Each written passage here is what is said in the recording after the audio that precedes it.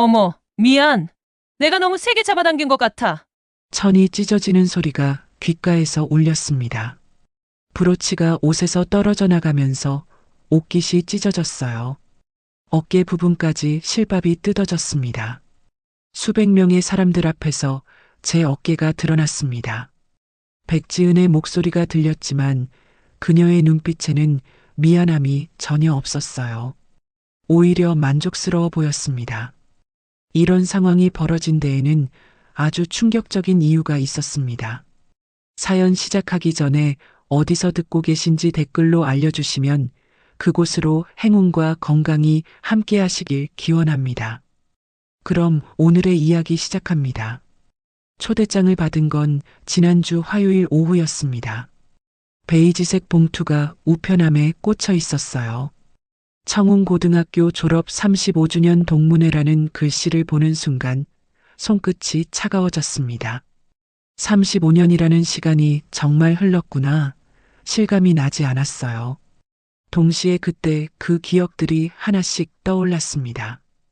복도 끝에서 들려오던 웃음소리, 일부러 부딪혀오는 어깨, 제 신발을 감춘 뒤 모른 척하던 얼굴들. 거실 소파에 앉아 한참을 초대장만 들여다봤습니다. 가고 싶은 마음도 있었어요. 그때 잘 지내지 못했던 친구들도 있었지만 착하게 대해주던 몇몇은 아직도 기억에 남아 있었거든요. 오수경이라는 친구는 가끔 제 편을 들어주기도 했었죠. 하지만 동시에 두려웠습니다. 다시 그 시선들을 마주해야 한다는 게, 비교당해야 한다는 게 무서웠어요. 설이나 뭘 그렇게 심각하게 봐? 남편이 퇴근해서 제 옆에 앉았습니다. 초대장을 보더니 눈을 반짝였어요.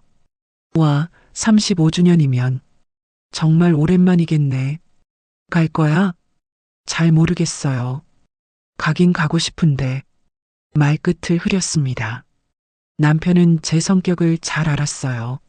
조용하고 눈치를 많이 보는 편이라는 걸요. 그래도 한번 가보는 것도 좋지 않을까? 오래된 친구들 얼굴도 보고. 남편은 격려하듯 웃었지만 제 마음은 여전히 무겁게 가라앉아 있었습니다. 그날 저녁 시어머니께 말씀드렸어요. 어머님은 늘 조용히 제 이야기를 들어주시는 분이셨습니다. 화려하거나 드러내는 스타일은 아니지만 어딘가 품이 있고 단단한 느낌이 있었죠. 어머님, 제가 고등학교 동창회 초대를 받았어요. 그래, 가보려고? 가고는 싶은데 좀 망설여져요. 그때 학교 생활이 그렇게 즐겁지만은 않았거든요. 어머님은 찻잔을 내려놓으시며 제 얼굴을 가만히 보셨습니다. 무언가 다 아시는 듯한 눈빛이었어요. 설이나 내가 어떤 시간을 보냈는지 나도 조금은 알아. 하지만 지금의 너는 그때와 달라. 당당하게 다녀와도 괜찮아. 하지만 저한테 잘해주지 않던 사람들도 있을 거예요. 그럴 수도 있지. 하지만 내가 움츠러들 이유는 없어. 넌 충분히 훌륭하게 살아왔으니까. 어머님의 말씀에 조금 힘이 났습니다. 하지만 여전히 불안했어요. 무엇을 입고 가야 할지, 어떤 모습으로 서 있어야 할지 막막했습니다. 그 후 며칠 동안 옷장을 몇 번이나 열었다 닫았는지 모르겠습니다. 평소 입던 단정한 옷들을 하나씩 꺼내보지만 어딘가 부족해 보였어요. 화려하지도 않고 특별해 보이지도 않았습니다. 남편은 그냥 평소처럼 입으면 되지 않아? 라고 했지만 그게 쉽지 않았습니다. 동창회라는 자리가 주는 압박감이 있었어요. 모두 잘 살고 성공했다는 걸 보여주려는 그런 자리 말이에요. 결국 출석 답장을 보냈습니다. 가지 않으면 평생 후회할 것 같았거든요.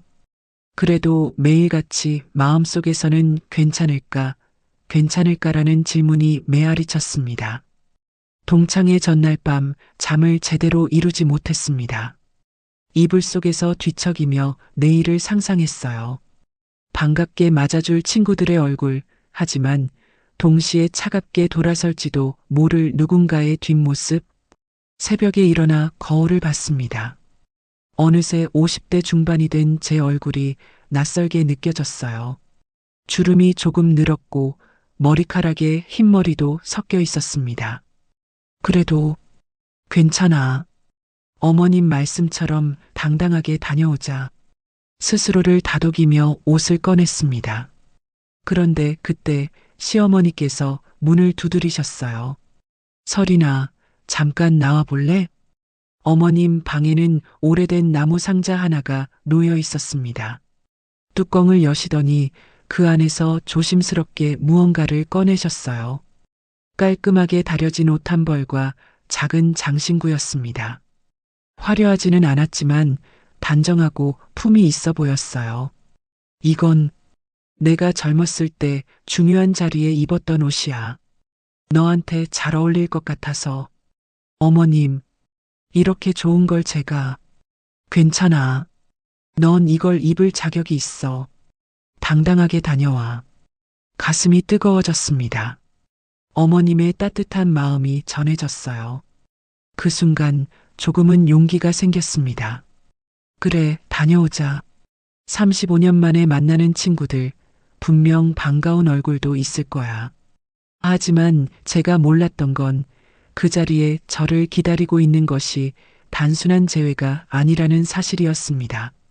그리고 어머님이 건네신 그 장신구에 담긴 의미를 저는 아직 알지 못했습니다. 어머님은 장신구를 제 손에 조심스럽게 올려놓으셨습니다. 오래된 브로치였어요. 화려하지는 않았지만 은은한 광택이 세월의 무게를 느끼게 했습니다. 이게 정말 제가 받아도 될까요? 그럼 이건 나를 지켜준 옷이야. 어머님의 목소리가 평소와 달리 조금 낮아졌습니다. 먼 곳을 바라보시는 눈빛에서 오래된 기억이 떠오르는 게 느껴졌어요. 지켜줬다는 게 무슨 뜻이세요? 시어머니는 천천히 자리에 앉으시며 입을 여셨습니다. 나도 내 나이 때쯤 비슷한 자리에 간 적이 있어. 그때는 정말 아무것도 없을 때였지. 어머님의 과거 이야기를 들은 건 처음이었습니다. 평소 말씀이 많으신 분이 아니었거든요. 저는 숨을 죽이고 귀를 기울였어요. 그땐 전쟁이 끝나고 얼마 안 됐을 때였어. 우리 집은 정말 가난했지. 아버지는 일찍 돌아가셨고 어머니 혼자 우릴 키우셨어. 어머님의 손이 브로치를 쓰다듬었습니다. 그런데 어느 날 옛날 친구들 모임에 초대를 받았어. 가고 싶었지. 하지만 입을 옷이 없었지. 그때 어머니가 당신이 아끼시던 옷 한 벌을 꺼내셨어. 할머니께서요? 응. 혜원아, 이거 입고 당당하게 다녀와. 넌 누구에게도 뒤지지 않는 사람이야 라고 하셨지. 시어머니의 눈가가 붉어졌습니다. 저도 모르게 가슴이 먹먹해졌어요. 근데 그 자리에서 사람들이 내 옷을 보고 웃었어. 남의 옷 빌려 입었네. 가난한 티 난다. 그런 말들을 했지. 정말 부끄러웠어. 어머님. 하지만 이 브로치만큼은 내가 꼭 쥐고 있었어. 이건 우리 어머니가 결혼할 때 받으신 거였거든. 유일하게 남은 귀한 물건이었지. 어머님은 브로치를 들어 빛에 비춰보셨습니다.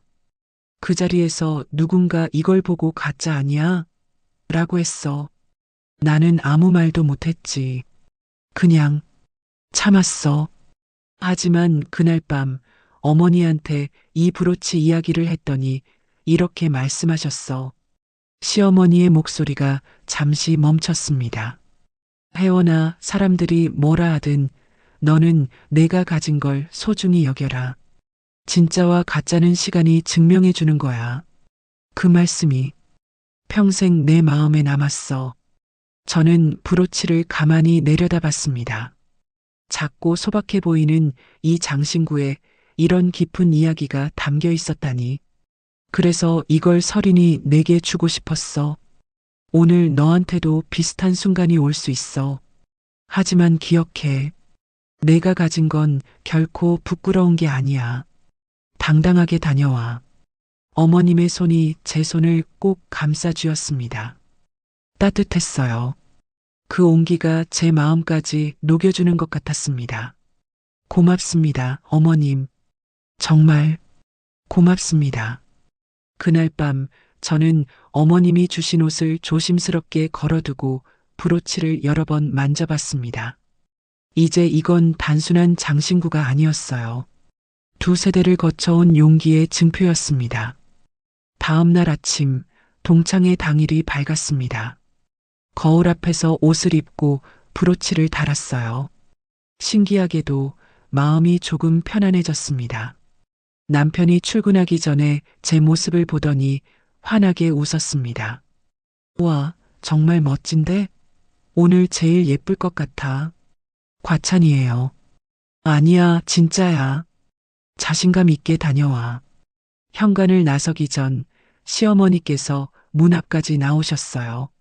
제 옷매무새를 한 번 더 다듬어 주시며 말씀하셨습니다. 설이나 기억해. 넌 충분히 아름다운 사람이야. 누가 뭐라고 해도 흔들리지 마. 네, 어머님. 다녀오겠습니다. 택시를 타고 동창의 장소인 르메르 호텔로 향했습니다. 서울 강남의 유명한 호텔이었어요. 창밖으로 보이는 화려한 건물들이 점점 가까워졌습니다. 가슴이 두근거렸습니다. 기대 반, 두려움 반이었어요. 손으로 브로치를 만지작거렸습니다. 어머님의 목소리가 귓가에 맴돌았어요. 당당하게 다녀와. 호텔 입구에 도착했습니다. 화려한 샹들리에가 빛나는 로비를 지나 행사장으로 향했어요. 복도를 걸으며 멀리서 들려오는 웃음소리가 점점 커졌습니다. 문 앞에 섰습니다. 심호흡을 한번 크게 하고 손잡이를 잡았어요. 괜찮아. 어머님이 주신 용기를 믿고 들어가자. 하지만 문을 열고 안으로 들어서는 순간 저는 예상하지 못했던 광경을 마주했습니다. 행사장은 생각보다 훨씬 더 화려했습니다. 샹들리에 아래로 차려입은 사람들이 가득했어요. 명품 옷, 반짝이는 액세서리, 세련된 헤어스타일. 모두가 자신의 성공을 뽐내는 듯 보였습니다. 제 옷차림이 갑자기 초라하게 느껴졌어요. 어머님이 주신 옷은 분명 품이 있었지만 이곳의 화려함에 비하면 한참 뒤처져 보였습니다. 손으로 브로치를 꼭 쥐었습니다. 하지만 그 작은 장신구가 과연 저를 지켜줄 수 있을까요? 그 순간 익숙한 목소리가 들려왔습니다. 어머, 저기 설인이 아니야? 고개를 돌렸습니다. 오수경이었어요. 35년 전 그때처럼 반갑게 손을 흔들며 다가왔습니다. 수경아, 정말 오랜만이다. 어떻게 지냈어? 오수경의 따뜻한 미소에 조금 안심이 됐습니다. 적어도 저를 반겨주는 사람이 있다는 게 감사했어요. 하지만 제가 아직 모르고 있던 건 이 자리에 저를 기다리고 있는 사람이 한 명 더 있다는 사실이었습니다. 그리고 그 사람은 반갑게 맞이하러 온 게 아니었습니다. 수경이와 반갑게 인사를 나누며 잠시 안도했습니다. 하지만 그 안도감은 오래가지 못했어요. 설이나 정말 오랜만이다. 35년이나 됐다니 믿어져? 그러게. 우리도 이제 나이가 들었구나 실감이 나. 수경이는 여전히 밝은 미소를 지었지만 저는 그녀의 옷차림이 자꾸 눈에 들어왔습니다. 샤넬 재킷이었어요. 가방도 에르메스였고요. 목에 걸린 진주 목걸이는 은은하게 빛났습니다. 역시 다들 잘 사는구나. 마음 한구석이 조금씩 무거워졌습니다. 어머, 저기 민지도 왔네. 설이나 같이 가자. 수경이가 제 팔을 잡아 끌었어요. 행사장 안쪽으로 들어갈수록 사람들이 많아졌습니다. 모두가 화려하게 차려입고 있었어요. 민지야. 어머, 수경이. 오랜만이야. 김민지였습니다. 학창시절 반장을 했던 친구였죠. 그녀는 붉은색 드레스를 입고 있었는데 한눈에 봐도 고급스러워 보였어요. 민지야, 서린이도 왔어. 기억나지? 아, 서린이. 그럼 기억하지. 어떻게 지냈어? 민지가 제게 손을 내밀었습니다. 악수를 하는데 그녀의 손목에 찬 시계가 눈에 들어왔어요. 롤렉스였습니다. 잘 지냈어. 넌? 나야 뭐, 그럭저럭. 남편이 의사거든. 강남에서 병원 운영하고 있어. 와, 대단하다. 별거 아니야. 요즘 의사들 경쟁도 심하고 힘들어. 겸손하게 말했지만 그녀의 눈빛에는 자부심이 가득했습니다. 저는 작게 미소만 지었어요. 주변을 둘러봤습니다. 사람들은 삼삼오오 모여 이야기를 나누고 있었어요. 대부분 명품 브랜드로 온몸을 감싸고 있었습니다. 루이비통, 구찌, 프라다. 브랜드 로고가 저를 압도했어요. 설이나, 너는 뭐하고 지내? 민지가 물었습니다. 순간 목이 막혔어요. 뭐라고 대답해야 할까요? 나는 그냥 집에서 살림하고 있어. 아, 전업주부구나. 요즘도 전업주부가 있어? 다들 일하던데. 민지의 말에 가시가 있었는지는 모르겠습니다. 하지만 제 마음은 찔렸어요. 남편이 뭐 하는데? 회사 다녀. 무슨 회사? 중소기업이야. 아, 그렇구나. 민지의 시선이 제 옷을 훑었습니다. 어머님이 주신 이 옷이 갑자기 낡아 보이는 것 같았어요. 손으로 브로치를 만지작거렸습니다. 그 브로치 예쁘다. 어디서 샀어? 수경이가 물었습니다. 다행히 악의 없는 질문이었어요. 아, 이건 시어머니께서 주신 거야. 와, 시어머니가 주셨어? 앤틱한 느낌인데? 응, 오래된 거야. 요즘 앤틱 유행이잖아. 잘 어울려.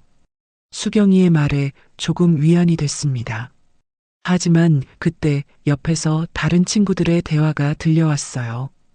얘들아, 너희 차 뭐 타고 와? 나 벤츠 타고 왔지. 남편이 작년에 바꿔줬어. 오, 부럽다. 나는 아직 수입차는 못 샀어. 애들 대학은 어디 보냈어? 큰애는 연세대, 작은애는 고려대. 역시 공부는 시켜야 해. 우리 애도 서울대 보내려고 학원비만 매달 300씩 들어가. 비교와 자랑이 뒤섞인 대화였습니다. 저는 그 자리에 끼지 못했어요. 우리 아이들은 지방대를 나왔고 저희는 수입차도 없었습니다. 점점 숨이 막혔습니다. 행사장은 화려했지만 저는 점점 작아지는 느낌이었어요. 자, 여러분, 단체 사진 찍겠습니다.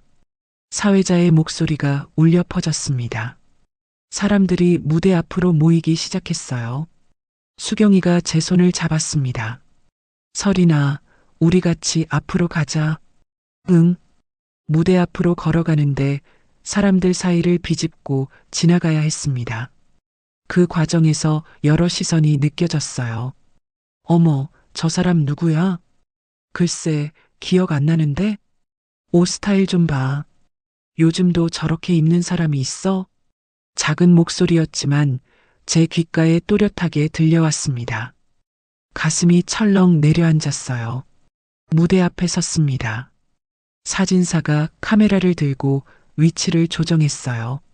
사람들은 웃으며 포즈를 취했습니다. 저도 억지로 미소를 지었습니다. 하지만 제 미소는 어색했어요. 거울에 비친 제 모습이 초라하게 느껴졌습니다. 자, 하나, 둘, 셋. 플래시가 터졌습니다. 사진을 찍고 나서 사람들이 다시 흩어졌습니다. 뷔페 테이블로 향하는 사람들, 서로 명함을 주고받는 사람들, 스마트폰으로 사진을 찍는 사람들.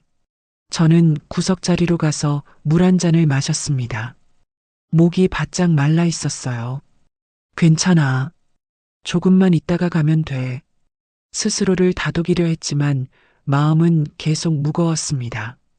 그때 행사장 입구 쪽에서 웅성거리는 소리가 들려왔어요. 사람들이 누군가를 보며 수군거렸습니다. 어머, 지은이다. 진짜? 백지은? 그래, 맞아. 완전 화려하게 왔네. 백지은. 그 이름을 듣는 순간 온몸이 굳었습니다. 오래전 기억이 파도처럼 밀려왔어요. 복도에서 일부러 어깨를 부딪혔던 그녀, 제 물건을 숨기고 웃던 그녀, 반 아이들 앞에서 저를 놀렸던 그녀. 천천히 고개를 돌렸습니다. 입구에 서 있는 여자가 보였습니다. 화려한 드레스, 커다란 선글라스, 눈부신 액세서리, 그리고 그 뒤를 따르는 남자, 백지은이었습니다. 그녀는 선글라스를 벗으며 행사장을 둘러봤어요. 그리고 저와 눈이 마주쳤습니다. 잠깐의 침묵. 그녀의 입꼬리가 올라갔습니다. 그 미소를 보는 순간 저는 알았습니다. 오늘 이 자리가 단순한 동창회가 아니라는 걸. 어머님이 주신 브로치를 꼭 쥐었습니다. 하지만 손끝이 차갑게 떨렸어요. 지은이 천천히 이쪽으로 걸어오기 시작했습니다. 지은은 마치 무대 위를 걷는 것처럼 천천히, 그러나 확신에 찬 걸음으로 다가왔습니다. 그녀 옆에는 남자가 함께 걸어오고 있었어요. 아마 남편인 것 같았습니다. 저는 그 자리에 얼어붙었습니다. 도망가고 싶었지만 다리가 움직이지 않았어요. 어머, 한설인 맞지? 지은의 목소리가 행사장에 울려 퍼졌습니다. 일부러 크게 말하는 것 같았어요. 주변 사람들이 고개를 돌려 저를 봤습니다. 응, 맞아. 오랜만이야, 지은아. 진짜 오랜만이다. 35년 만이잖아. 지은이 제 앞으로 다가와 양손을 벌렸습니다. 포옹하자는 제스처였어요. 저는 어쩔 수 없이 어색하게 안았습니다. 여전하네, 설이나. 전혀 안 변했어. 너도 그대로야. 거짓말이었습니다. 지은은 많이 변해 있었어요. 성형한 흔적이 역력했고 온몸이 명품으로 치장되어 있었습니다. 하지만 그 눈빛만큼은 35년 전 그때와 똑같았습니다. 차갑고 계산적이고 남을 깎아내리는 걸 즐기는 그 눈빛. 얘들아, 여기 한설인이야. 기억나지? 지은이 큰 소리로 주변 사람들을 불렀습니다. 몇몇이 다가왔어요. 아, 설인이? 어디 봐. 아, 맞다. 오랜만이네. 사람들이 모여들었습니다. 지은은 만족스러운 표정으로 웃었어요. 저는 갑자기 주목받는 게 불편했습니다. 설인아, 뭐하고 지냈어? 나 진짜 궁금했어. 지은이 물었습니다. 하지만 그녀의 표정에는 진심 어린 궁금함이 없었어요. 오히려 탐색하는 눈빛이었습니다. 그냥 평범하게 살아. 평범하게. 구체적으로 뭐 하는데? 집에서 살림하고. 아, 전업주부구나. 요즘도 전업주부가 있어? 신기하다. 지은의 말투에는 미묘한 비하가 섞여 있었습니다. 주변 사람들이 웃었어요. 그 웃음이 제 귓가에서 따갑게 울렸습니다. 나는 남편이랑 같이 사업하거든. 여기 우리 남편 차민석이야. 여보, 인사해.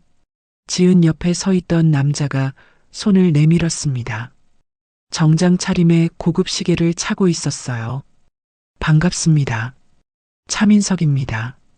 네, 한설인입니다. 악수를 하는데 그의 손에서 힘이 느껴졌습니다. 과하게 꽉 쥐는 악수였어요. 마치 자신의 존재감을 과시하려는 것 같았습니다. 남편분은 뭐 하시는데? 민석이 물었습니다. 회사 다녀요. 어느 회사요? 중소기업이에요. 아, 그렇군요. 민석의 표정이 미묘하게 변했습니다. 관심이 식는 것 같았어요. 우리는 강북에서 부동산 개발 회사 운영해. 요즘 재개발 사업하느라 바쁘거든.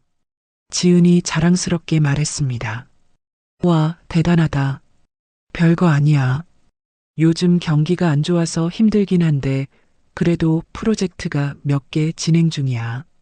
겸손한 척 했지만 자랑하고 싶어 안달이 난 표정이었어요. 설이나 애들은 몇이야? 둘이야. 어머, 나도 둘. 큰애는 미국 유학 갔고 작은애는 지금 의대 다녀. 그렇구나. 너네 애들은? 큰애는 회사 다니고 작은애는 선생님 해. 어머, 선생님? 좋네. 안정적이잖아. 지은의 말투는 칭찬 같았지만 속내는 달랐어요. 그 정도밖에 안 되네라는 뉘앙스가 깔려 있었습니다. 근데 설이나 그 브로치 특이하다. 앤틱이야? 지은의 시선이 제 가슴에 달린 브로치로 향했습니다. 순간 가슴이 철렁했어요. 응, 시어머니께서 주신 거야. 아, 물려받은 거구나. 옛날 물건? 응, 오래됐어. 귀엽네. 요즘은 이런 거 잘 안 하잖아. 빈티지 스타일 좋아해? 아니, 그냥 말을 흐렸습니다. 지은의 눈빛이 날카로워졌어요. 나는 요즘 까르띠에 라인 모으는 중이야. 이것 봐. 지은이 자신의 목걸이를 만지작거렸습니다. 다이아몬드가 반짝였어요. 예쁘다. 그치? 작년 생일 선물로 받았어. 민석 씨가 사줬지. 민석이 웃으며 고개를 끄덕였습니다. 둘은 완벽한 한 쌍처럼 보였어요. 성공한 부부, 화려한 삶. 그에 비해 저는 너무 초라했습니다. 근데 설이나 차는 뭐 타고 와? 택시 타고 왔어. 택시? 진짜? 지은의 목소리가 높아졌습니다. 주변 사람들이 또 저를 봤어요. 응, 집에서 좀 멀어서. 우리는 벤츠 타고 왔어. S클래스? 올해 새로 뽑았거든. 좋겠다. 에이, 별거 아니야. 요즘 다들 수입차 타잖아. 지은은 겸손한 척 했지만 눈빛은 우쭐했습니다. 저는 점점 숨이 막혔습니다. 이 대화가 언제 끝날까요? 도망가고 싶었어요. 아, 맞다. 단체 사진 찍었지? 설이나, 우리 같이 사진 한 장 찍을까? 응. 여보, 우리 사진 찍어줘. 지은이 제 옆에 바짝 붙어 섰습니다. 민석이 스마트폰을 들었어요. 자, 하나, 둘, 셋. 플래시가 터졌습니다. 잘 나왔다. SNS에 올려야지. 설이나, 너 SNS 해? 아니, 안 해. 진짜? 요즘 다들 하는데. 나는 팔로워가 5천 명 넘어. 그렇구나. 설이나, 나중에 연락하자. 전화번호 줄게. 지은이 명함을 꺼냈습니다. 백지은 한강디벨롭먼트 대표이사라고 적혀 있었어요. 고마워. 명함을 받는 제 손이 떨렸습니다. 그럼 나 다른 사람들한테도 인사해야 해서. 나중에 봐. 지은은 환하게 웃으며 돌아섰습니다. 민석도 따라갔어요. 저는 그 자리에 멍하니 서 있었습니다. 브로치를 만지작거렸습니다. 어머님이 말씀하셨죠. 당당하게 다녀와. 하지만 저는 전혀 당당하지 못했습니다. 오히려 더 움츠러들었어요. 그리고 이건 시작에 불과했습니다. 지은의 진짜 의도는 아직 드러나지 않았으니까요. 지은이 떠나고 나서도 저는 한동안 그 자리에 서 있었습니다. 명함을 손에 쥔 채 멍하니 있었어요. 주변 사람들의 웃음소리가 귀에 들어오지 않았습니다. 집에 가고 싶다. 마음속으로 수없이 되뇌었어요. 하지만 이제 막 시작한 자리를 떠나기엔 너무 눈에 띌 것 같았습니다. 설이나, 괜찮아? 수경이가 다가와 제 팔을 살짝 잡았습니다. 응, 괜찮아. 지은이 여전하네. 말투가 좀 그렇긴 한데 원래 성격이 그래. 알아. 학창 시절부터 그랬으니까. 너무 신경 쓰지 마. 그냥 자기 자랑하고 싶은 거야. 수경이는 위로해 주려 했지만 제 마음은 이미 무너진 뒤였어요. 얼마 후 사회자가 마이크를 잡았습니다.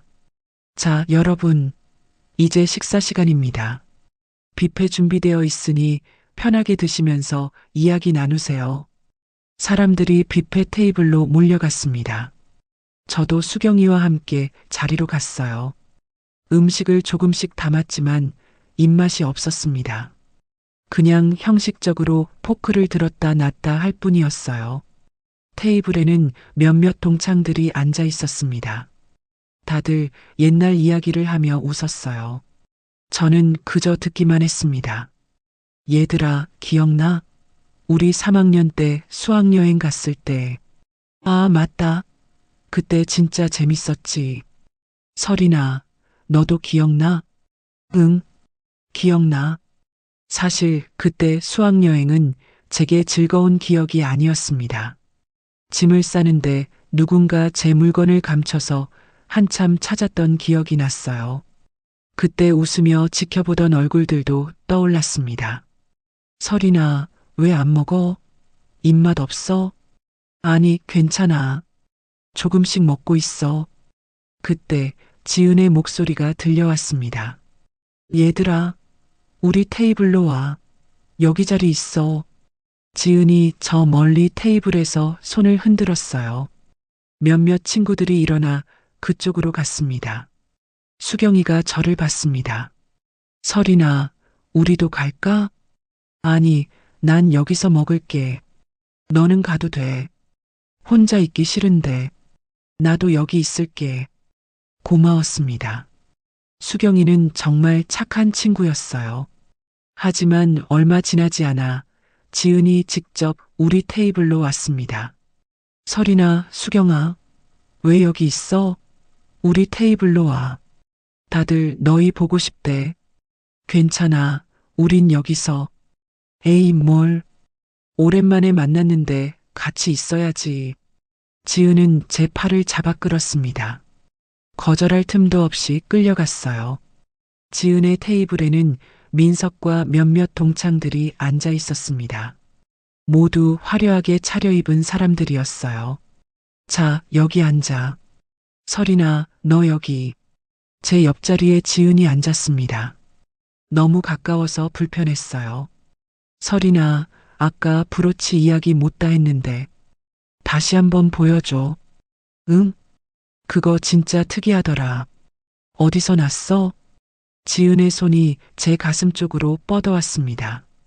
본능적으로 몸을 뒤로 빼려 했지만 그녀의 손은 이미 브로치에 닿아 있었어요. 이거 시어머니가 주신 거라며? 응. 언제 만들어진 거야? 진짜 오래돼 보인다. 지은이 브로치를 만지작거렸습니다. 그녀의 손길이 거칠었어요. 마치 물건을 감정하듯이 이리저리 들여다봤습니다. 얘들아, 이거 봐. 설인이 브로치 진짜 앤틱하지 않아? 주변 사람들이 고개를 돌려 저를 봤습니다. 시선이 집중되는 게 느껴졌어요. 와, 진짜 오래돼 보인다. 요즘 보기 힘든 디자인인데 박물관에서 볼 것 같은 느낌이야. 웃음소리가 섞였습니다. 저는 얼굴이 붉어지는 걸 느꼈어요. 지은아, 그만. 왜? 예쁜데. 이런 거 요즘 어디서 팔아? 골동품 가게? 아니, 그냥. 아, 맞다. 시어머니가 주신 거라고 했지? 시어머니가 언제 받으신 거야? 잘 모르겠어. 모를 리가 없잖아. 물어보지도 않았어? 지은의 질문이 계속됐습니다. 꼬치꼬치 캐묻는 것 같았어요. 어머님이 젊었을 때 받으신 거래. 젊었을 때? 그럼 최소 50년은 된 거네. 아마도. 대박. 그럼 진짜 골동품이네. 또 웃음이 터졌습니다. 저는 고개를 숙였어요. 근데 말이야, 설이나. 지은이 목소리를 낮췄습니다. 하지만 주변 사람들이 충분히 들을 수 있는 톤이었어요. 이런 건 솔직히 박물관에나 어울리지 않아? 가슴이 철렁 내려앉았습니다. 뭐? 아니, 나쁜 뜻은 아니야. 근데 요즘 시대에 이런 거 하고 다니는 사람이 어디 있어? 차라리 심플한 액세서리가 나을 것 같은데. 민석이 옆에서 거들었습니다. 맞아요. 요즘은 미니멀한 게 트렌드잖아요. 이런 건 너무 올드해 보여서. 그치? 내 말이 그 말이야. 지은이 고개를 끄덕이며 웃었습니다. 주변 사람들도 동조하듯 웃었어요. 설이나 나중에 내가 좋은 브랜드 하나 추천해 줄게. 까르띠에 라인 중에 심플한 거 있거든. 그게 훨씬 나을 것 같아. 괜찮아. 에이, 괜찮긴. 우리 친구인데 도와줘야지. 이런 거 하고 다니면 사람들이 뭐라고 생각하겠어? 가슴이 답답했습니다. 숨을 쉬기가 힘들었어요. 수경이가 끼어들었습니다. 지은아, 그만해. 설인이 브로치 예쁜데 뭐. 아니, 나 진심으로 조언해 주는 거야. 친구니까. 그래도, 수경아, 넌 너무 착해서 그래. 진짜 친구라면 솔직하게 말해줘야지. 지은은 웃으며 제 어깨를 툭 쳤습니다. 그 손길이 무겁게 느껴졌어요. 손으로 브로치를 감쌌습니다. 어머님이 주신 이 소중한 물건이 지금 이렇게 조롱받고 있었습니다. 당당하게 다녀와. 어머님의 목소리가 떠올랐어요. 하지만 저는 전혀 당당하지 못했습니다. 설이나 얼굴 왜 그래? 기분 나빴어? 지은이 물었습니다. 걱정하는 척이었지만 눈빛은 즐기고 있었어요. 아니, 다행이다. 나 진짜 걱정했잖아. 우리 친구인데 기분 나쁘면 안 되지. 친구, 그 단어가 귀에 거슬렸습니다. 우리는 친구가 아니었어요. 학창 시절에도 지금도. 식사 시간이 끝나갈 무렵 사회자가 다시 마이크를 잡았습니다. 자, 여러분, 이제 단체 사진 시간입니다. 무대 앞으로 모여주세요. 사람들이 일어나기 시작했습니다. 저도 자리에서 일어났어요. 하지만 다리에 힘이 없었습니다. 브로치를 쥔 손이 떨렸어요. 그리고 그 순간 저는 몰랐습니다. 이제 곧 더 끔찍한 일이 벌어질 거라는 걸. 무대 앞으로 사람들이 모여들었습니다. 사회자가 위치를 안내했어요.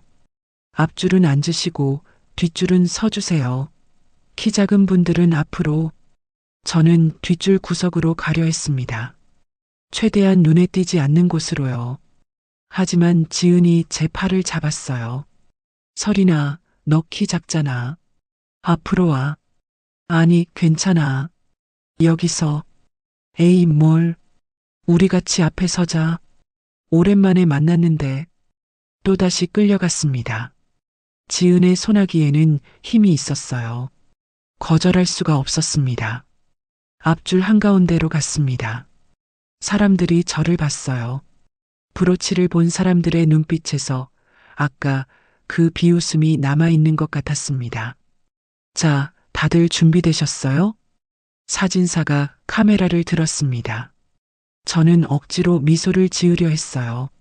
하지만 입꼬리가 떨렸습니다. 그때였습니다. 지은이 제 브로치를 다시 한번 봤어요. 그리고 주변 사람들이 들을 수 있을 만큼 큰 목소리로 말했습니다. 근데 진짜 이거 너무 안 어울린다. 이런 낡은 거 하고 다니면 사람들이 뭐라고 생각하겠어? 주변에서 웃음이 터졌습니다. 제 얼굴이 뜨거워졌어요. 손으로 브로치를 감쌌습니다. 지은아, 그만. 왜? 내가 친구니까 솔직하게 말해주는 거잖아. 이런 건 진짜 박물관에 나. 그만해줘. 처음으로 제 목소리가 나왔습니다. 떨렸지만 분명하게 말했어요. 지은의 얼굴이 굳었습니다.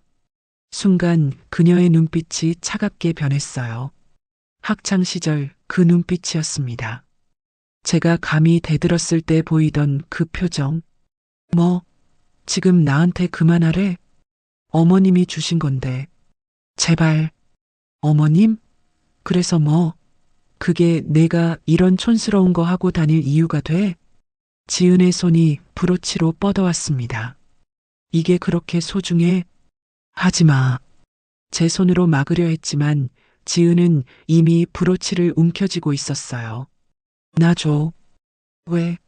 이렇게 낡은 거 차라리 버리는 게 나을 것 같은데? 그 순간 학창 시절 기억이 떠올랐습니다. 복도에서 제 가방을 잡아당기던 지은. 이런 허름한 가방 쓰고 다녀. 웃으며 던져버리던 그 모습.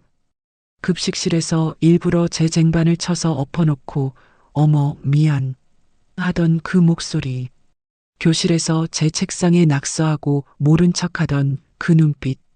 35년이 지났지만 그녀는 변하지 않았습니다. 제발 나 줘. 목소리가 떨렸습니다. 눈물이 차올랐어요. 왜 이렇게 집착해? 고작 이런 거 가지고? 지은이 브로치를 더 세게 잡아당겼습니다. 저도 놓을 수 없었어요. 이건 단순한 장신구가 아니었습니다. 어머님과 할머니의 마음이 담긴 것이었어요. 안 돼. 어머, 진짜 놓지를 않네. 지은의 목소리에 짜증이 섞였습니다. 그리고 그 순간, 그럼 이렇게 하지. 지은이 브로치를 거칠게 잡아당겼습니다. 드득, 천이 찢어지는 소리가 들렸어요. 브로치가 옷에서 떨어져 나가면서 옷깃이 찢어졌습니다. 어깨 부분까지 실밥이 뜯어졌어요. 제 어깨가 드러났습니다. 순간 모든 게 멈췄습니다. 주변 사람들이 숨을 죽였어요. 카메라 플래시도 멈췄습니다. 저는 그 자리에 얼어붙었습니다. 찢어진 옷, 드러난 어깨, 손에 쥐어진 브로치. 어머, 미안. 내가 너무 세게. 지은이 웃으며 말했습니다. 하지만 그녀의 눈빛에는 미안함이 전혀 없었어요. 오히려 만족스러워 보였습니다. 마치 원하던 걸 이룬 것처럼. 설이나 괜찮아? 옷이? 수경이가 황급히 다가와 제 어깨를 가려주려 했습니다. 하지만 이미 늦었어요. 모든 사람이 봤습니다. 찢어진 옷을 입고 서 있는 저를. 민석이 다가왔습니다. 정말 죄송합니다. 옷가 배상하겠습니다. 옷값이요? 이게 옷값으로 해결될 문제인가요? 손으로 브로치를 봤습니다. 핀이 휘어져 있었어요. 뒷부분 고리도 벌어져 있었고요. 그리고 제 옷은 어깨까지 찢어져 있었습니다. 설이나 너무 심하게 잡지 그랬어. 내가 살짝만 당겼는데 옷이 이렇게 약했나 봐. 지은이 말했습니다. 약했다고요? 제 잘못이라는 건가요? 주변에서 웅성거리는 소리가 들렸습니다. 옷이 너무 낡았나 봐. 그러게 좀 튼튼한 걸 입지. 창피하겠다. 그 소리들이 귓가에서 메아리 쳤습니다. 학창 시절 복도에서 들었던 그 속삭임들처럼. 한설인 적어봐. 옷이 낡았어. 가난한가 봐. 같이 안 놀래. 35년이 지났지만 저는 여전히 그 자리에 서 있었습니다. 괴롭힘을 당하고 손가락질 받고 혼자 남겨지는 그 자리에. 설이나 집에 갈래? 수경이가 조용히 물었습니다. 저는 고개를 끄덕였어요. 말이 나오지 않았습니다. 재킷을 벗어 제 어깨에 걸쳐주는 수경이의 손이 따뜻했습니다. 가자. 내가 같이 나갈게. 행사장을 나왔습니다. 뒤에서 지은의 목소리가 들렸어요. 에이, 괜찮다고 전해줘. 내가 나중에 연락할게. 태연한 목소리였습니다. 죄책감이라곤 전혀 없어 보였어요.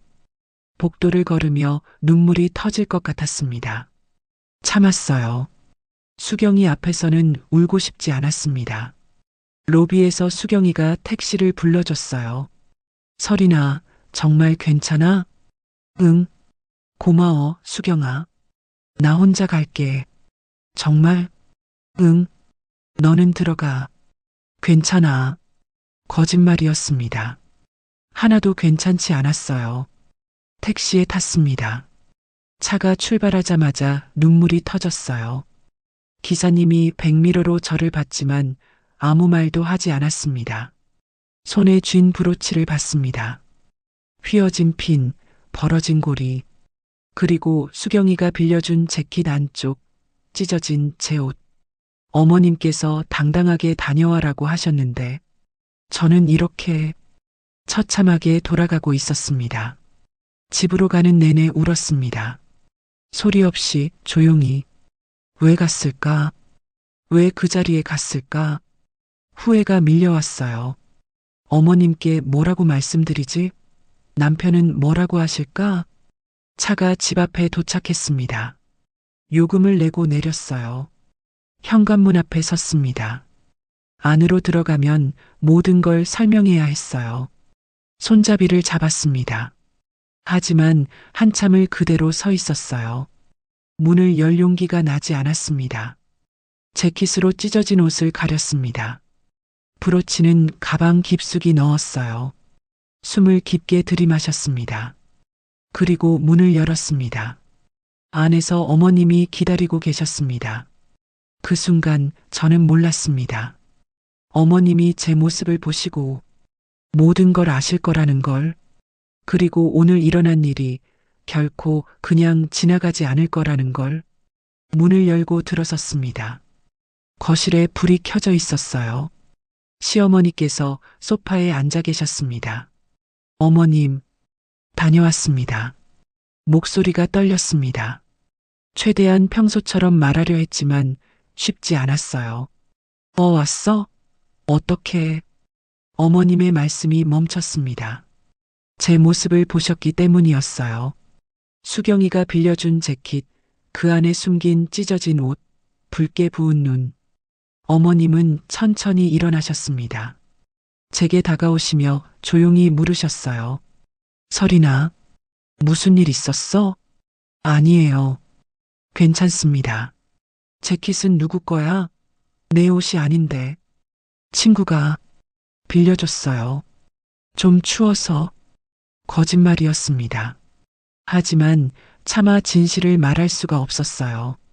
어머님은 제 눈을 가만히 보셨습니다. 그 눈빛에서 모든 걸 아시는 것 같았어요. 재킷 벗어봐. 어머님, 벗어보라고. 부드럽지만 단호한 목소리였습니다. 저는 천천히 재킷을 벗었습니다. 찢어진 옷이 드러났어요. 어깨 부분이 완전히 뜯겨 있었습니다. 어머님의 얼굴이 굳었습니다.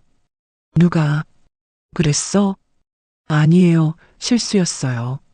사진 찍다가. 설이나. 어머님이 제 어깨를 잡으셨습니다. 나한테 거짓말하지 마. 무슨 일이 있었는지 말해봐. 그 순간 참았던 눈물이 터졌습니다. 죄송합니다, 어머님. 제가 잘못했어요. 뭘 잘못했는데? 브로치를. 떨리는 손으로 가방에서 브로치를 꺼냈습니다. 휘어진 핀, 벌어진 고리, 어머님께 받았을 때의 모습은 더 이상 없었어요. 어머님은 브로치를 받아들으셨습니다. 한참을 말없이 보시더니 조용히 물으셨어요. 누가 그랬어? 동창 중에 한 명이. 이름이 뭐야? 백지은이요. 그 이름을 말하는 순간 어머님의 표정이 변했습니다. 차갑게 서늘하게. 어떻게 된 거야? 처음부터 차근차근 말해봐. 저는 모든 걸 말씀드렸습니다. 브로치를 조롱하던 지은의 말, 박물관에나 어울린다던 그 비웃음, 억지로 잡아당기던 손길, 찢어진 옷 드러난 어깨, 그리고 아무런 죄책감도 없이 웃으며 떠나던 그녀의 모습까지. 말하는 동안 계속 울었습니다. 어머님은 묵묵히 들으시며 제 등을 쓰다듬어 주셨어요. 그 사람, 학창 시절에도 너를 괴롭혔지? 네. 왜 진작 말하지 않았어? 말씀드려봐야 소용없을 것 같았어요. 다 지난 일이고, 지난 일이 아니야. 지금도 계속되고 있잖아. 어머님의 목소리가 낮아졌습니다. 설이나, 이 브로치 있지? 네. 이게 단순한 장신구가 아니라는 거 알아? 할머니께서 어머님께 주신 거라고 하셨죠. 응. 근데 그게 다가 아니야. 어머님은 브로치를 들고 거실 창가로 가셨습니다. 불빛에 비춰보시더니 말씀하셨어요. 이건 우리 집안의 증표야.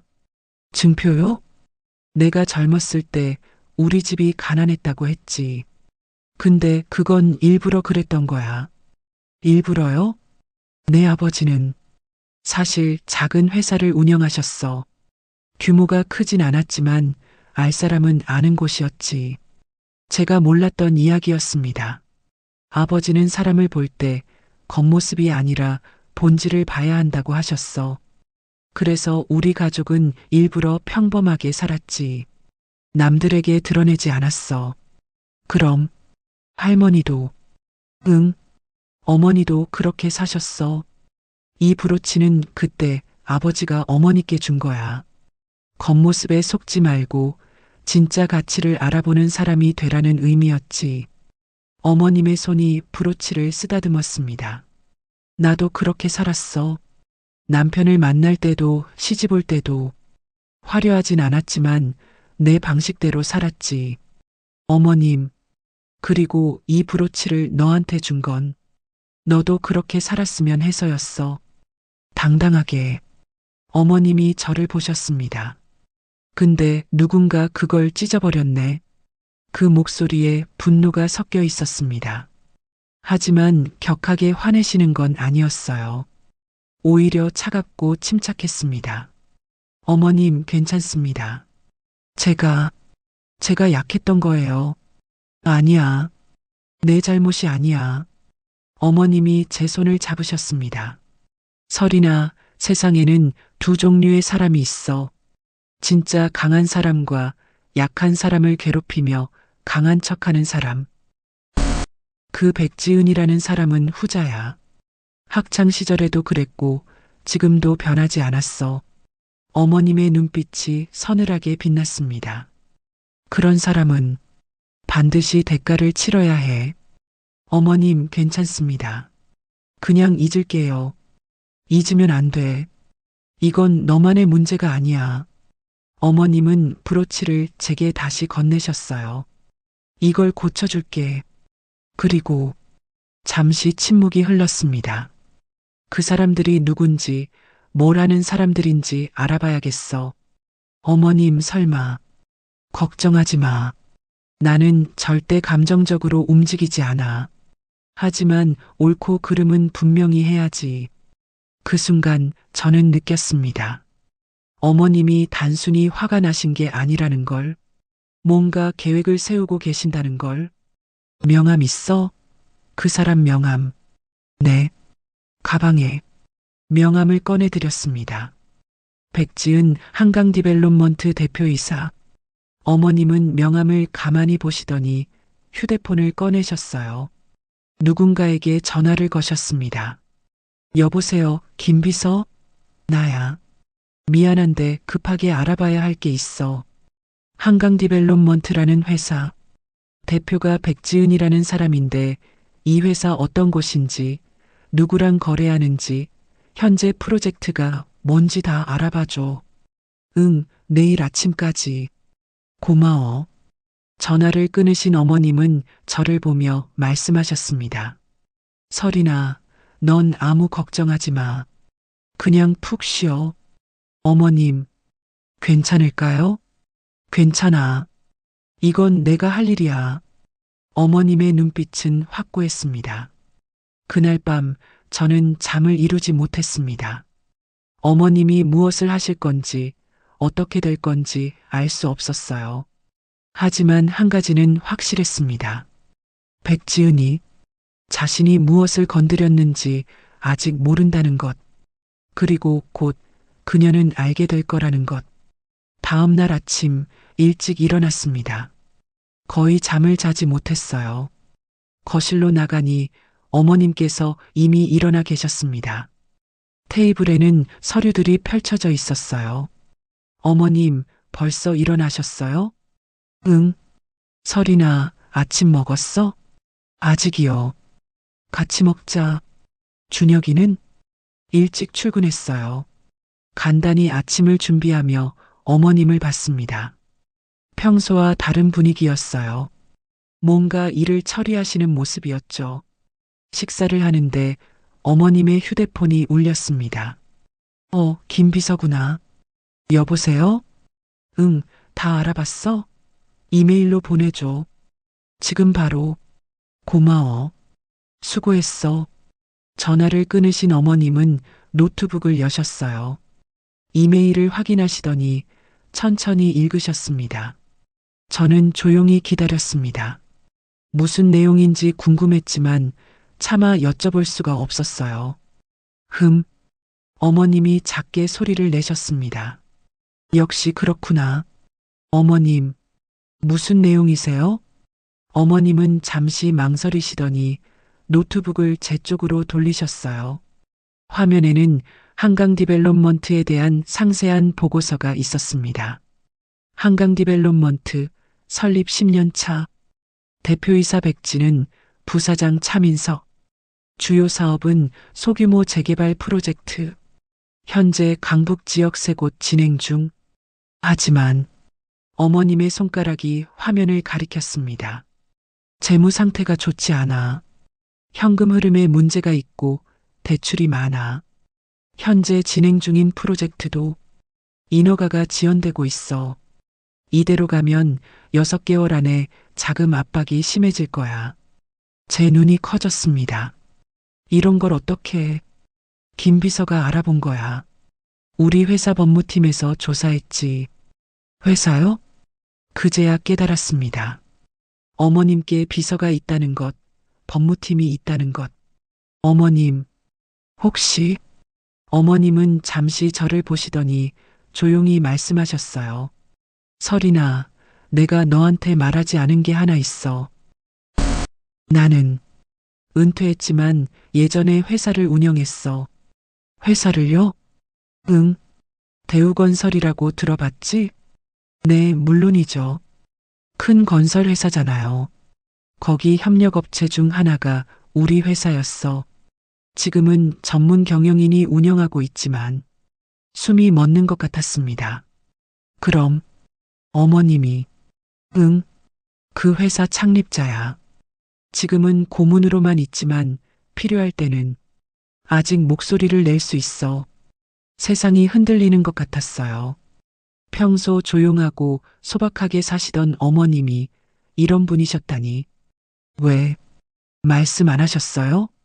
말할 필요가 없었으니까. 나는 그냥 평범하게 살고 싶었어.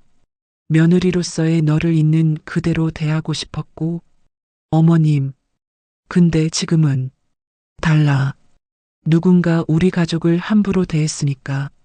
어머님의 눈빛이 차갑게 변했습니다. 이 한강 디벨롭먼트라는 회사, 현재 가장 큰 프로젝트가 강북 재개발이야.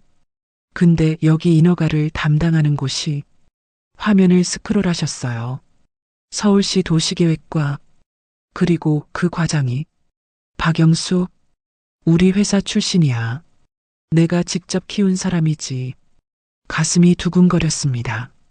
또 이 프로젝트에 투자한 금융기관이 신한은행 강북지점인데 그 지점장도 내가 아는 사람이야. 어머님은 차분하게 설명하셨지만 그 말씀 속에는 엄청난 힘이 담겨 있었어요. 어머님 설마 걱정하지 마. 나는 불법적인 건 절대 안 해. 단지 어머님이 노트북을 닫으셨습니다. 진실을 밝히고 옳은 일을 할 뿐이야. 무슨 뜻이에요? 백지은이라는 사람, 자기 회사가 얼마나 위태로운지 모르고 있어. 겉으로만 화려하게 치장하고 남을 깔보면서 살았지. 그런 사람은 현실을 직시할 필요가 있어. 어머님은 휴대폰을 들고 다시 전화를 거셨습니다. 여보세요, 영수야? 나야, 윤혜원. 응, 잘 지내지? 미안한데 급하게 확인할 게 있어. 한강 디벨롭먼트 강북 재개발 프로젝트 인허가 현황 좀 알려줄래? 그래. 서류에 문제가 있어? 알았어.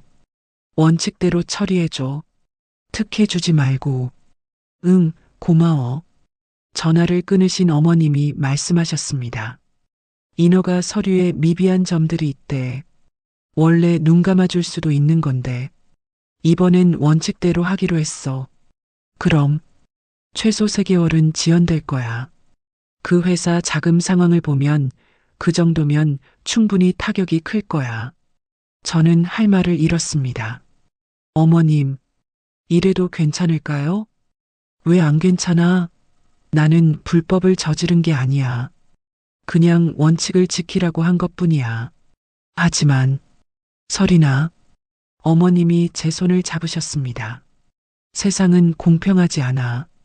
하지만 그렇다고 불의를 그냥 넘기면 안 돼. 특히 약한 사람을 괴롭히는 사람은 반드시 교훈을 얻어야 해. 어머님의 손이 따뜻했습니다. 하지만 그 온기 속에는 단단한 의지가 느껴졌어요. 그리고 한 가지 더 할 일이 있어. 뭔데요? 다음 주에 우리 회사 창립 기념식이 있어. 매년 하는 행사인데 올해는 특별히 초대장을 좀 더 보내려고. 초대장이요? 응. 백지은 씨와 차민석 씨한테도. 네. 그 사람들 SNS 보니까 사교 모임 다니는 거 좋아하더라. 이런 공식 행사 초대받으면 당연히 올 거야. 어머님, 왜 그런 사람들을 그 자리에서 모든 걸 정리할 거야. 어머님의 눈빛이 서늘하게 빛났습니다. 공개적으로 내 옷을 찢고 내 자존심을 짓밟았으면 공개적으로 대가를 치러야지. 그날 초대장이 발송됐습니다. 윤혜원 이사장 초대 마이너스 대우산업협력업체 창립 40주년 기념식. 백지은과 차민석에게도 그 초대장이 도착했을 거예요. 그들은 아직 몰랐습니다. 이 초대장이 단순한 사교 모임이 아니라는 걸, 그리고 자신들이 어떤 자리로 걸어 들어가고 있는지를. 초대장이 발송되고 며칠이 지났습니다. 어머님은 매일 아침 무언가를 준비하셨어요. 전화 통화도 많아지셨고 서류도 계속 확인하셨습니다. 저는 그 모습을 지켜보며 불안했습니다. 정말 괜찮을까요? 이렇게까지 해야 할까요? 하지만 어머님의 눈빛을 보면 되돌릴 수 없다는 걸 알았어요. 설이나 어느 날 저녁 어머님이 저를 부르셨습니다. 다음 주 금요일 행사 있는 날. 너도 같이 가야 해. 네, 제가요? 응, 이건 너의 일이기도 하니까. 하지만 지은이랑 민석 씨도 오잖아요. 그래서 더 가야지. 도망가면 안 돼. 어머님의 말씀이 단호했습니다. 당당하게 서 있어야 해. 내가 잘못한 게 없으니까. 그렇게 며칠이 흘렀습니다. 한편 강북의 한 아파트. 백지은은 우편함에서 베이지색 고급 봉투를 꺼냈습니다. 뭐지? 봉투를 열어보니 초대장이었어요. 윤혜원 이사장 초대 마이너스 대우산업협력업체 창립 40주년 기념식. 지은의 눈이 커졌습니다. 여보, 여보. 집 안으로 뛰어들어가며 민석을 불렀어요. 왜 그래? 이거 봐. 대우산업협력업체 행사래. 우리한테 초대장이 왔어. 민석이 초대장을 받아들었습니다. 대우산업? 진짜? 응. 윤혜원 이사장이 주최한대. 윤혜원. 이름 들어본 것 같은데. 건설업계에서 유명한 사람 아니야? 맞아. 예전에 기사에서 봤어. 엄청난 실력자래. 지은의 얼굴에 흥분이 가득했습니다. 이거 완전 기회잖아. 우리 회사 프로젝트도 있고 이런 자리에서 인맥 쌓으면. 그러게. 근데 왜 우리한테 초대장이 온 거지? 글쎄, 우리 회사가 유명해져서 그런가 봐. 아니면 누가 추천했거나. 민석도 고개를 끄덕였습니다. 좋은 기회네. 이런 자리 놓치면 안 되지. 당연하지. 옷 새로 사야겠다. 이런 데는 제대로 차려입고 가야 해. 지은은 벌써 무엇을 입을지 고민하기 시작했어요. 다음 날 지은은 SNS에 사진을 올렸습니다. 초대장 사진과 함께 대우산업협력업체 창립 기념식 초대받았어요. 곧 있을 중요한 행사, 설레네요. 댓글이 달렸습니다. 우와 대박. 부럽다 언니. 역시 지은 언니는 다르네. 지은은 만족스럽게 웃으며 휴대폰을 내려놨어요. 행사 당일이 다가왔습니다. 저는 어머님과 함께 준비했어요. 어머님은 제게 새 드레스를 사주셨습니다. 이거 입어봐. 어머님, 너무 비싼 거 아니에요? 괜찮아. 오늘은 특별한 날이니까.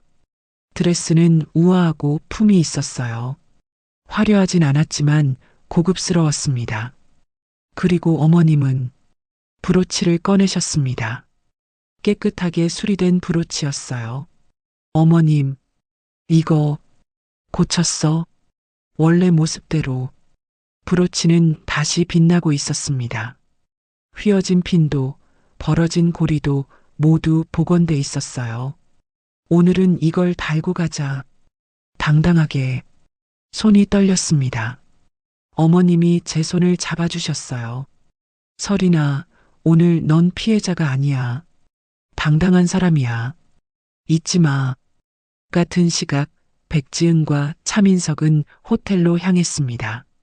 서울 중심가의 럭셔리 호텔 그랜드 조선이었어요. 와, 여기서 하네. 역시 규모가 다르네. 호텔 입구에는 이미 많은 사람들이 모여 있었습니다. 모두 정장 차림이었어요. 여보, 사진 찍자. 지은이 호텔 앞에서 셀카를 찍었습니다. 바로 SNS에 올렸어요. 그랜드 조선에서 열리는 특별한 행사. 행사장으로 들어갔습니다. 넓은 홀에는 수백 명의 사람들이 있었어요. 샹들리에가 화려하게 빛나고 무대에는 대형 스크린이 설치돼 있었습니다. 완전 대단한데? 여기 오길 잘했어. 지은과 민석은 자리를 찾아 앉았습니다. 주변 사람들이 서로 명함을 주고받았어요. 모두 건설업계, 금융계 인사드린 듯 했습니다. 저기, 저 사람 신한은행 지점장 아니야? 민석이 작게 속삭였습니다. 맞는 것 같은데. 그리고 저기 저 사람은 서울시 공무원 같아. 이야, 진짜 대단한 사람들만 모였네. 지은은 흥분했습니다. 이런 자리에 온 것 자체가 영광이라고 생각했어요. 그때 조명이 어두워졌습니다. 무대에 조명이 켜졌어요. 사회자가 무대에 올랐습니다. 안녕하십니까, 여러분. 대우산업협력업체 창립 40주년 기념식에 참석해 주셔서 감사합니다. 박수가 터졌습니다. 오늘 이 자리에는 건설업계, 금융계, 행정기관의 많은 분들이 함께 해주셨습니다. 이제 우리 회사의 창립자이자 현 고문이신 윤혜원 이사장님을 모시겠습니다. 무대 옆에서 한 분이 걸어 나오셨습니다. 우아한 한복 차림의 여성, 품이 있고 당당한 걸음걸이, 바로 제 시어머니였습니다. 저는 객석 뒤편에서 그 모습을 지켜봤어요. 어머님은 무대에 서서 마이크를 잡으셨습니다. 안녕하십니까? 오늘 이 자리에 와주신 모든 분들께 감사드립니다. 그 목소리가 홀 전체에 울려 퍼졌어요. 객석 어딘가에서 백지은이 고개를 들었을 거예요. 아직 그녀는 몰랐을 겁니다. 자신이 누구 앞에 앉아 있는지, 그리고 곧 무슨 일이 벌어질지. 오늘은 특별한 날입니다. 어머님의 목소리가 계속됐어요. 우리가 지난 40년간 어떻게 일해왔는지, 어떤 가치를 지켜왔는지 이야기하려 합니다. 그리고 어머님이 잠시 멈추셨습니다. 왜 우리가 원칙을 중요하게 여기는지, 왜 사람을 함부로 대하면 안 되는지도 말씀드리겠습니다. 그 순간 저는 느꼈습니다. 이제 시작이라는 걸, 그리고 백지은은 이제 알게 될 거라는 걸. 어머님의 연설이 계속됐습니다. 40년 전 저는 작은 회사를 시작했습니다. 자본도 없고 인맥도 없었죠. 하지만 한 가지는 지켰습니다. 사람을 함부로 대하지 않는 것. 어머님의 목소리가 홀 전체에 울려 퍼졌어요. 저는 평생 한 가지 원칙으로 살았습니다. 겉모습이 아니라 그 사람의 본질을 보는 것. 그래서 저는 일부러 화려하지 않게 살았어요. 남들이 알아주지 않아도 제대로 일하는 사람들과 함께 했습니다. 객석에서 고개를 끄덕이는 사람들이 보였습니다. 그리고 제 며느리도 그렇게 살아왔습니다. 그 순간 백지은이 몸을 굳혔을 거예요. 며느리라는 단어. 조용하고 성실하게 누구에게도 피해주지 않고 자기 자리를 지키며 살아온 사람입니다. 어머님이 객석을 천천히 둘러보셨어요. 하지만 얼마 전 그런 며느리가 누군가에게 공개적으로 모욕당했습니다. 홀이 조용해졌습니다. 동창회에서였죠. 35년 만에 만난 자리에서 누군가 제 며느리의 옷을 조롱했습니다. 어머님의 목소리가 낮아졌습니다. 그리고 옷을 찢었습니다. 어깨가 드러날 정도로 객석에서 웅성거리는 소리가 들렸어요. 백지은의 얼굴이 하얗게 변했을 겁니다. 그 옷에는 브로치가 달려 있었어요. 제가 며느리에게 준 것이었죠. 우리 집안 3대가 지켜온 소중한 물건이었습니다. 스크린에 브로치 사진이 떴습니다.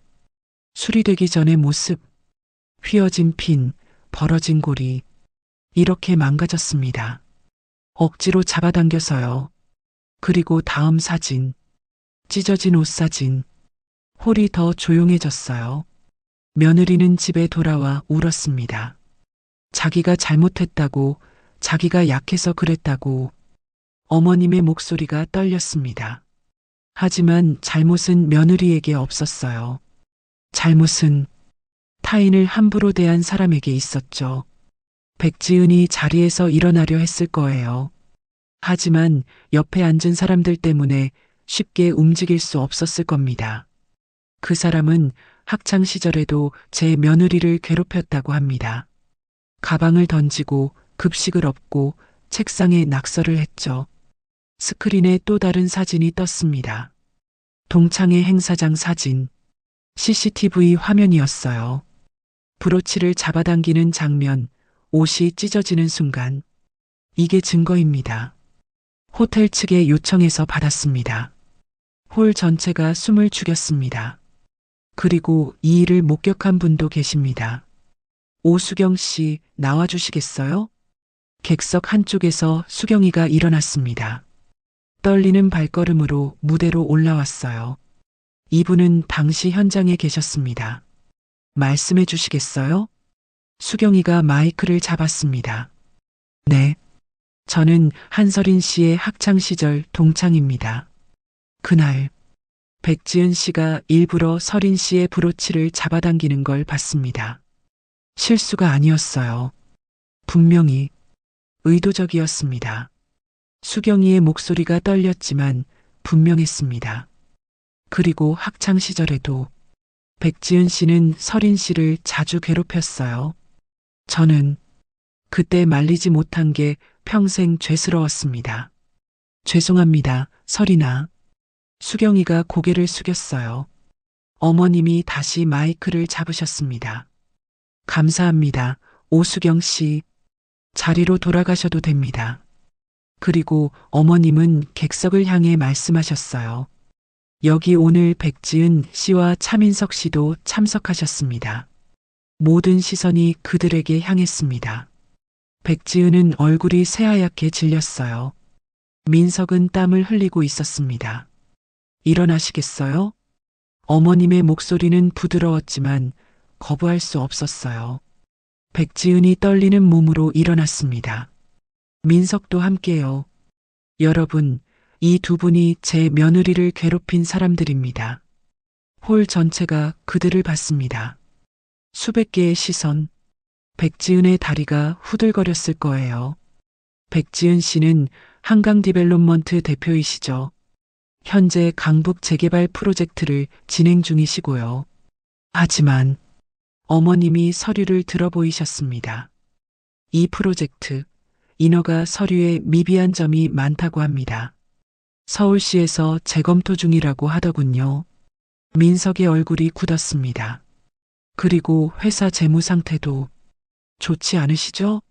현금 흐름에 문제가 있고 대출이 과다하다고 들었습니다. 프로젝트가 3개월만 지연돼도 큰 타격을 입으실 것 같던데요. 백지은이 입을 열었습니다. 이 이사장님, 저는 변명하지 마세요. 어머님의 목소리가 차갑게 식었습니다. 당신은 제 며느리를 함부로 대했습니다. 공개적으로 모욕하고 옷을 찢고 자존심을 짓밟았죠. 그런데 아무런 죄책감도 없이 웃으며 떠났다고 합니다. 그런 사람과는 저희가 함께 일할 수 없습니다. 어머님이 객석을 둘러보셨어요. 여기 계신 분들 중에 한강 디벨롭먼트와 거래하시는 분 계시나요? 몇몇 손이 들렸습니다.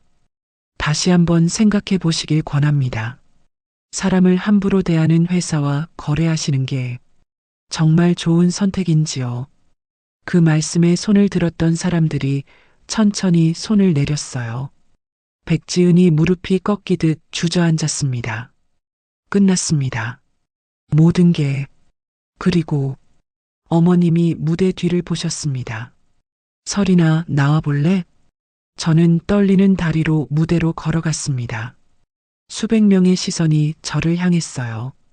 하지만 이번에는 달랐습니다.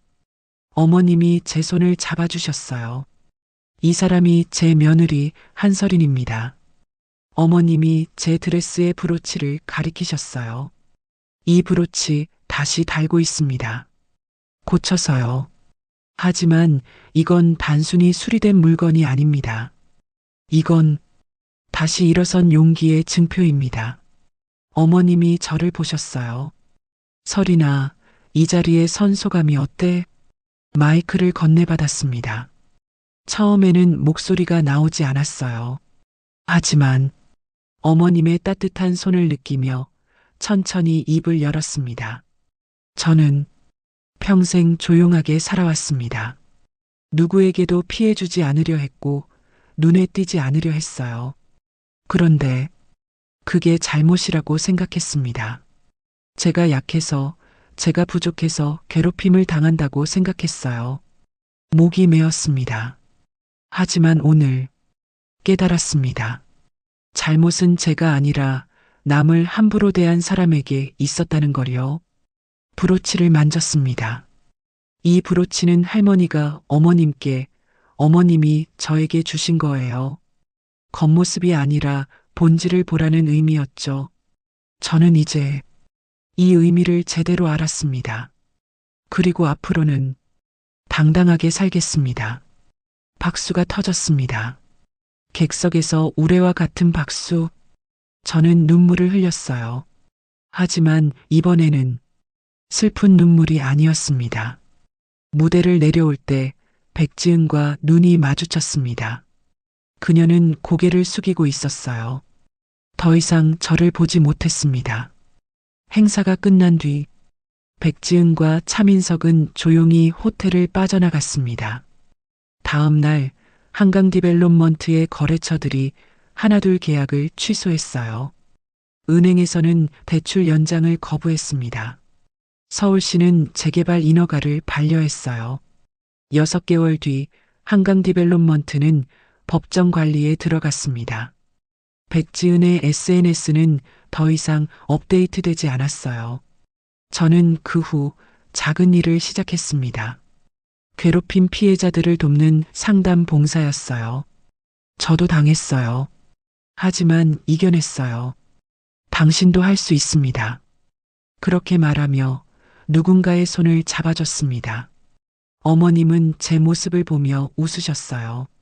잘하고 있어, 설이나. 이제 진짜 당당한 사람이 됐구나. 브로치는 여전히 제 옷에 달려 있습니다. 이제 이건 단순한 장신구가 아니에요. 할머니와 어머님, 그리고 저를 이어주는 용기의 증표, 그리고 앞으로 제 딸에게도 물려줄 당당함의 상징입니다. 어느 날 길을 걷다 누군가와 마주쳤습니다. 백지은이었어요. 초라한 옷차림, 수척한 얼굴. 그녀는 저를 보자 고개를 돌렸습니다. 저는 그냥 지나쳤어요. 복수도 비웃음도 아니었습니다. 그저 서로 다른 길을 가는 사람일 뿐이었죠. 집으로 돌아오는 길, 가슴의 브로치가 햇살에 반짝였습니다. 저는 이제 알아요. 진짜 강한 사람은 남을 짓밟는 사람이 아니라 넘어져도 다시 일어서는 사람이라는 걸. 그리고 저는 그런 사람이 됐습니다. 작은 브로치 하나에 담긴 새 세대의 이야기였습니다. 겉모습이 아닌 본질을 보고 함부로 대하지 않으며 당당하게 살아가는 것. 그것이 진짜 품이었고 진짜 강함이었죠. 서리는 이제 더 이상 고개 숙이지 않습니다. 그 브로치를 가슴에 달고 누군가의 손을 잡아주며 살아가고 있어요. 세상에는 여전히 아픔이 있지만 그 아픔을 딛고 일어서는 용기야말로 가장 아름다운 빛이 아닐까요? 오늘의 이야기가 당신의 마음에 작은 행복을 드렸다면 앞으로도 당신의 인생에 잔잔한 위로가 될 이야기들로 찾아뵐 수 있도록 구독과 좋아요를 눌러주세요. 그리고 사연의 주인공을 위한 따뜻한 응원의 말씀도 댓글로 남겨주시면 큰 힘이 됩니다. 당신의 오늘 하루도 노을처럼 아름답게 물들기를 바랍니다. 노을빛 인생이었습니다.